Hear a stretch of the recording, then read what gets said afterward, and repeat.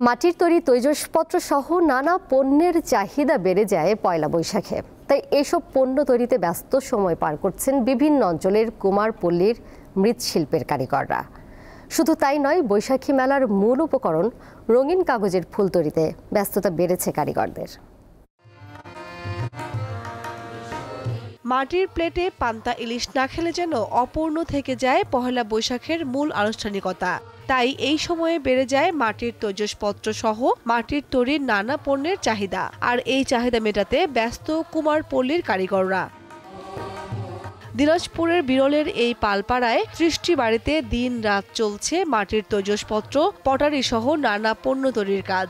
বিক্রি ভালো, আমাদের পরবের হাটে বেশি বিক্রি হয়, আর 12 মাস টুকটাক বিক্রি হয়। হাড়ি পাচি লেলায় পশুটা হওয়া না ওইলায়।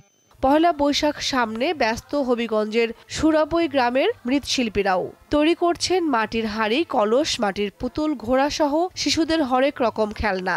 কার্তিক এটা পড়া হইতেছে আমাদের ঐতিহ্য। খেলনা জিনিস যেমন পুতুল, এবার টুলি, সরা, চুল্লা এগুলা কি বানাই। লোকজ ঐতিহ্যের সঙ্গে মিশে আছে বৈশাখী গ্রামীণ মেলা। মেলার আকর্ষণ রঙিন কাগজের ফুল। এসব ফুল তৈরিতে ব্যস্ত নওগাঁর আত্রাই উপজেলার বিভিন্ন গ্রামের নারী পুরুষরা। বৈশাখী মেলার জন্য ফুল তৈরি করছেন তারা। কামরুন নাহার, দীপ্ত, বার্তা কক্ষ।